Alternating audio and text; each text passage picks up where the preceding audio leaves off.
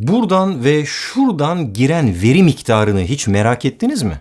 Araştırmacılar sıradan bir insanın beynine günde 34 GB veri aktığını hesaplamış. Ta 2008 yılında. Her yıl bu verinin %5.4 oranında arttığını da bulmuşlar. Bu hesapla 2022 yılında beynimiz her gün 74 GB veriyle uğraşmak zorunda kalıyor demektir. 74 GB.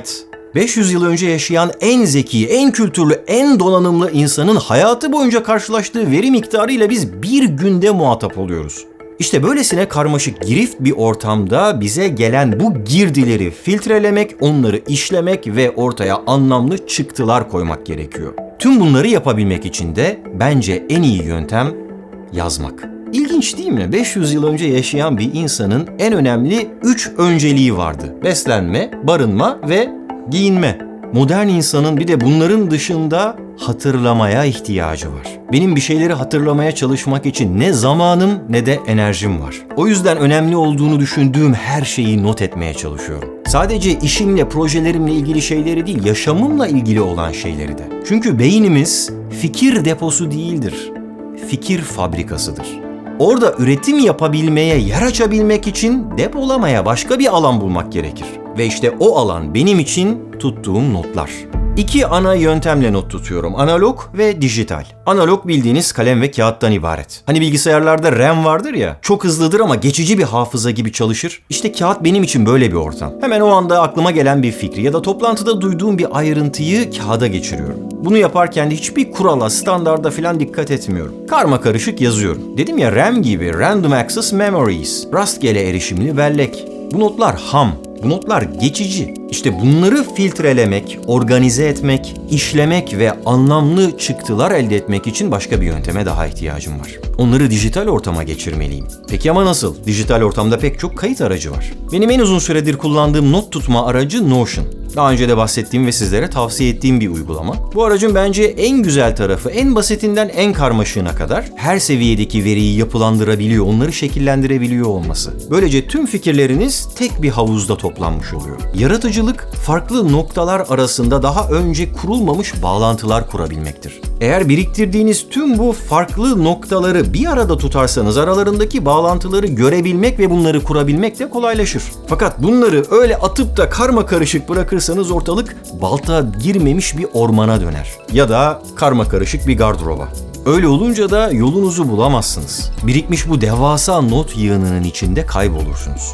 İçinizden bir şeyler yapmak gelmez. İşte tam da bu sebeple ben tüm bu süreci, yani bilgiyi toplama, onu kaydetme ve yeri geldiğinde erişerek kullanabilme sürecini keyifli bir oyuna dönüştürmek gerektiğine inanıyorum. Hayatınızı bir düşünün. Bir kısmını okulda ya da iş yerinde, geri kalanını da evinizde geçiriyorsunuz, değil mi? Bunların hepsi de fiziksel mekanlar. Beyniniz tüm bu mekanları bir harita gibi kodluyor. İşte hatırlamanız gereken notları da buna benzer bir yöntemle kodlayabilirsiniz. Buna hafıza sarayı tekniği de deniyor. Bununla ilgili de bir videoyu yayınlamıştım kanalımda.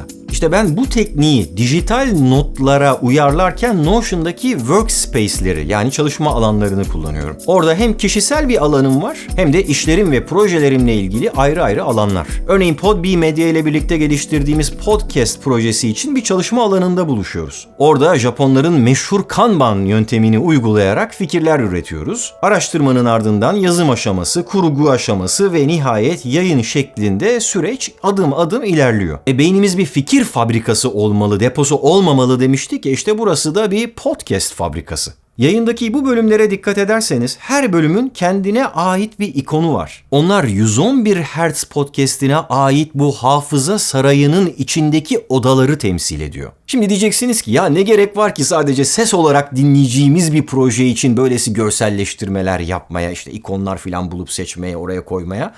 Ama zaten bu videonun ana fikri o. Çalışmak için yaşama, yaşamak için çalış. Bunun için de tüm o çalışma süreçlerini keyifli hale getir. Şimdi size bununla ilgili böyle cuk oturacak bir hikayeyi paylaşayım. Kendi yakın zamanda benim başımdan geçen bir hikaye ama bu hikayenin kahramanı ben değilim. Bir tişört. Bu tişört de değil. Başka bir tişört. Biz geçenlerde ailece bir seyahate çıktık.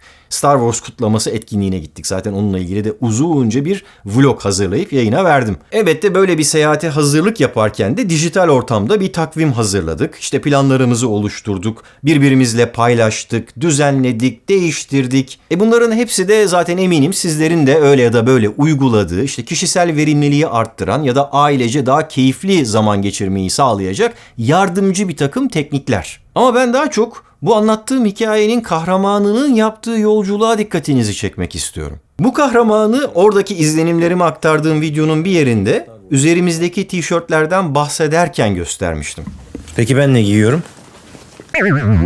Evet, kahramanımız işte bu tişört. Onun hangi tişört olduğunun pek de bir önemi yok aslında. Onun nasıl alındığının, nasıl seçildiğinin ve daha sonra da bu seyahat için valize girip orada nasıl giyildiğinin bir önemi var. Az önce sizlere gösterdiğim o podcast ile ilgili hani Japonların Kanban tekniğiyle hazırlanmış iş akışına çok benzer bir iş akışını üzerime giydiğim tişörtleri seçerken de kullandığımı söylesem. Evet, itiraf ediyorum. Tişörtlerimin bir veri tabanı var. Sayıları çok olduğu için falan değil. Böylesine yaşamımla ilgili kişisel notlarımı tutarken, onları organize ederken bile daha eğlenceli, daha yaratıcı olmasını istediğim için. Eğer asıl amaç yaşamak ve onun için de bazen çalışmaksa, İşte bütün bu süreci keyifli hale getirmek gerekiyor. Ama veri tabanı kelimesi kulağa pek de eğlenceli gelmiyor. Bakın ben bu sıkıcı kelimeyi bile yaptığım çok küçük bir düzenlemeyle, bir tasarımla eğlenceli hale getirmeye çalıştım kendimce. Belki size de ilham verebilir. Çünkü tıpkı veri tabanı kelimesi gibi bana eğlenceli gelmeyen bir başka kavram da alışveriş yapmak. Özellikle de kıyafetle ilgili alışverişler. O yüzden de genellikle eşim gidiyor bu tişörtleri almaya. Mağazalarda gördüğü alternatiflerin fotoğraflarını çekiyor ve Notion'da kartlar halinde kaydedip benimle paylaşıyor. Yani orada sadece aile fertlerinin içinde bulunduğu bir başka ortak workspace'imiz daha var.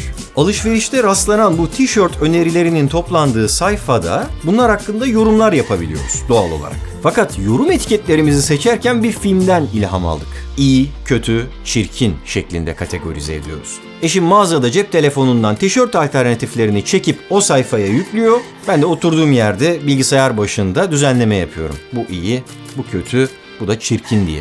Çok basit bir not iş akışı. Fakat bakın bir kere o fikir havuzunun içerisine girdi mi, kayıtlara geçti mi daha sonra aynı bilgileri farklı yerlerde farklı amaçlarla da kullanabilirim. Mesela bunların içerisinden iyi olanları seçip aldıktan sonra başka bir sayfaya, aslında başka bir veri tabanına, gardırop veri tabanına geçiyorlar. Şimdi burada yeni bir kategori daha işin içine giriyor. Giymelik, videoluk. Buradan da işle ilgili bir veri tabanına bağlantı kuruyorum. Hangi tişörtün hangi videoda göründüğü, en son ne zaman kullanıldığı ve toplamda kaç kez giyildiği gibi ayrıntıların kaydı da işte burada tutuluyor. Gördüğünüz gibi başlangıçta bir not olarak tuttuğum kayıtlar daha sonra benim işimi kolaylaştıracak, profesyonel yaşamıma destek olacak bir çeşit iş akışı yazılımına dönüşü veriyor. Yani burada size siz de gidin gardırobunuzdaki her şeyi böyle bir veri tabanı gibi tutun demeye çalışmıyorum. Ama belki buradan yola çıkacak bir fikir kıvılcımıyla hakikaten ben de şunu şöyle not alıyordum. Şimdi bunu da bununla birleştirip oradan şuraya bağlayıp oradan da böyle bir şeyler yapabilirim diyebilirsiniz. Bana göre bütün bu süreci tasarlamak da ayrı bir keyif veriyor insana. Hazır bir yazılımı alıp kullansanız onun size sunduğu etiketlerle sınırlısınız. Ama ben burada iyi, kötü, çirkin de derim, başka bir şey de bulurum, bir ikon da yapıştırırım üstüne. Tamamen kendime özel hale getirebilirim. Çünkü ben çalışmak için yaşamıyorum, yaşamak için çalışmaya gayret ediyorum. Tüm bunları yaparken kullandığım o not tutma aracı Notion'ı da yine kullanmaya devam ediyorum. Bir yandan da tavsiyeye devam ediyorum. Çünkü hayal etmenize, planlamanıza, çalışmanıza ve başkalarıyla birlikte projelerinizi istediğiniz şekilde inşa etmenize yardımcı olan harika bir işbirliği aracı.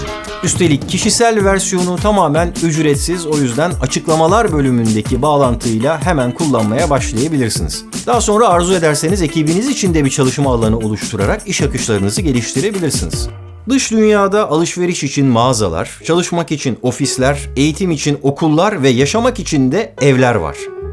Evlerin içinde mutfaklar, oturma odaları, yatak odaları. Yatak odalarının içinde yataklar, şifonyerler, gardıroplar ve gardıropların içinde de tişörtler. Aklımızdaki tişörtlere de, proje fikirlerine de Dijital ortamda istediğimiz gibi etiketler seçip yapıştırabilir, onları dilediğimizce görselleştirebiliriz. Ve böylece çok daha rahat hatırlayabiliriz. Evet, aslına bakarsanız modern insanın ihtiyaçları hala değişmedi. Hala başımızı sokacak bir çatıya ihtiyacımız var. Barınmalıyız. O çatının altında bir şeyler yiyip içmeliyiz, beslenmeliyiz ve elbette bir de üzerimize bir şeyler giymeliyiz. Fakat artık bu en temel ihtiyaçların etrafında oluşmaya başlayan ve her gün 74 GB'lık bir kapasiteyle üzerimize doğru akan bilgi selinin altında kalıp boğulmamak için de bazı yeni araçları denemeli ve kendimize göre bazı yöntemler geliştirmeliyiz ki o suların üzerinde sörf yapabilelim. Çünkü ancak o zaman bunu bir fikir deposu olmaktan çıkarıp düzenli ve verimli bir fikir fabrikasına dönüştürebiliriz. Sanırım çalışmak için yaşamayıp yaşamak için çalışmanın bir yolu da bu.